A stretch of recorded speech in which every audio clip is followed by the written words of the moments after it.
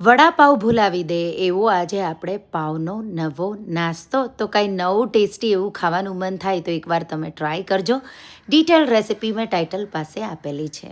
તો સૂકી ચટણી માટે આપણે સૂકું કોપરું, લસણ અને શીંગને આ રીતે શીકી ઠંડા થવા દઈશું. બટેટાના મસાલા માટે જીરું, લસણ, લીલા મરચાંને આ રીતે એની પેસ્ટ વાટી લઈશું. પછી તેલમાં રાઈ, હિંગ, મીઠો લીમડો અને બનાવેલી પેસ્ટ, હળદર અને આ રીતે બટેટા મેશ કરી બાફેલા ઉમેરી દઈશું. લીલા ધાણા અને મીઠું ઉમેરી એકદમ સારી રીતે મિક્સ કરી બટેટાનો મસાલો તૈયાર છે. મીઠું અને લાલ મરચું ઉમેરી સૂકી લસણની ચટણી આ રીતે વાટી લઈશું. હવે પાઉં આપણે આ રીતે કટ કરીશું વચ્ચેથી. એમાં બટર, લીલી ચટણી, બટેટાનો મસાલો, ચીઝ અને સૂકી ચટણી આ રીતે છાંટી દઈશું. કવર કરી અને ગાર્લિક બટર આપણે આ રીતે બનાવી અને હોલ કરી ગાર્લિક બટર આ રીતે લગાવી દઈશું.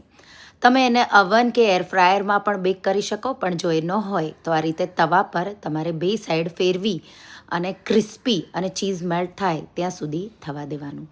તો આ રીતે 6 કે 8 લાદી પાવ સાથે તમે 5 જ મિનિટમાં જો તમારે પહેલાં બધું તૈયાર હશે તો બની જશે. તો પાવનો આવો ટેસ્ટી નવો નાસ્તો તમે ટ્રાય કરજો અને મને કહેજો કે તમને રેસિપી કેવી લાગી.